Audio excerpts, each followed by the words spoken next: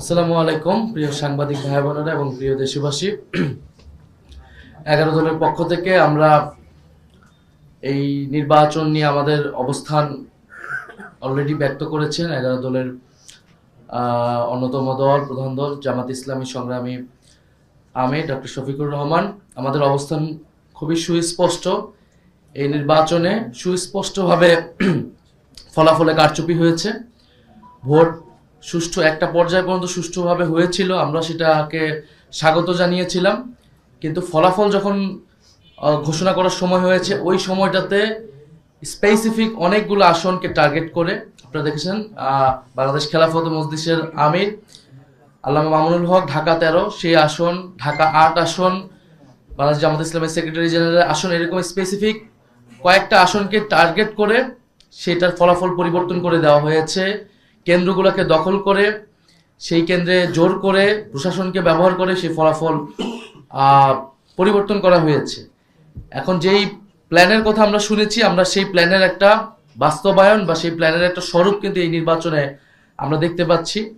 এবং এই ধরনের ফলাফল কারচুপি করে যারা পুরনো আমলে আওয়ামী লীগ যেইভাবে নির্বাচন করেছে, সেই ধরনের প্রচেষ্টা আমরা যাদের ভিতরে দেখতে পাচ্ছি, তারা কিভাবে রাষ্ট্র পরিচালনা করবে, কিরকম দেশ পরিচালনা করবে, সেটা নিয়ে জনগণের মধ্যে প্রশ্ন এসেছে। এবং নির্বাচনের পরদিনই যারা তাদের প্রতিদ্বন্দ্বীদের উপরে হামলা, সারা দেশে নির্বিচারে বাড়িঘরে হামলা, আগুন লাগানো, হুমকি এবং এলাকা ছাড়া করতেছে, তাদের কাছে এই দেশের জনগণ, এই দেশের মানুষ কিভাবে নিরাপদ থাকবে সেটা নিয়ে প্রশ্ন এসেছে। এবং সেটার জন্য আমরা 11 দল কিন্তু ঐক্যবদ্ধ হয়েছি।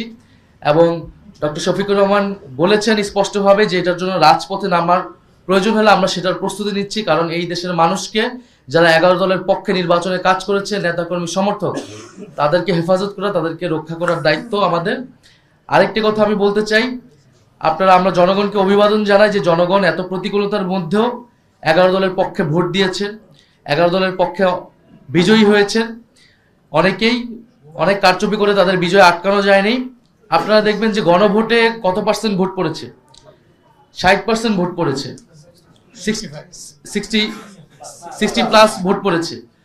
এই নির্বাচনে কিন্তু সুস্পষ্ট দুইটা পক্ষ ছিল, একটা সংস্কারের পক্ষ, পরিবর্তনের পক্ষ, যারা সংস্কার চায়, গণতন্ত্র চায়, চাঁদাবাজি বন্ধ করতে চায়, দুর্নীতি লুটপাটের বন্ধ করতে চায়, বিচার এবং সংস্কার চায়, আধিপত্য তো বিরোধিতা চায়। আরেকটি পক্ষ যারা পুরনো বন্দোবস্ত, পুরনো রাজনীতিকে প্রতিনিধিত্ব করেছে, যারা 72-এর সংবিধানকে চেয়েছে, যারা পুরনো যত ধরনের রাজনীতি আছে, যারা ঋণ খেলাপিদেরকে প্রশ্রয় দিয়েছে, যারা লুটপাট দুর্নীতি, সেই একই রাজনীতি করতে চায়। ফলে জনগণ ব্যাপকভাবে যেই 60%-এরও বেশি, 60+ সংস্কারের পক্ষে তারা ভোট দিয়েছে, সেই একই জনগণ কিন্তু 11 দলের পক্ষেও ভোট দিয়েছে। কিন্তু শেষ মুহূর্তে এই 10%-এর মতো ভোট কিন্তু কারচুপি করা হয়েছে, ফলাফলে কারচুপি করা হয়েছে। না হলে এই পুরো ভোটটাই 11 দলের পক্ষেই আসতো। শেষ মুহূর্তে 11 দলের অনেক গুরুত্বপূর্ণ নেতাকে এবং প্রার্থীকে হারিয়ে দিয়ে ক্ষমতা নিয়ে নেওয়ার চেষ্টা করেছে। এবং আমরা নির্বাচন কমিশনে সেটা সুস্পষ্টভাবে এই অভিযোগ জানানো হবে, প্রার্থীরা জানাবে যাদের, এবং নির্বাচন কমিশন সেখানে কি ভূমিকা পালন করতেছে, তাদের অবস্থান কি, এর উপর নির্ভর করবে আমাদের নির্বাচন নিয়ে চূড়ান্ত অবস্থান। ধন্যবাদ সবাইকে।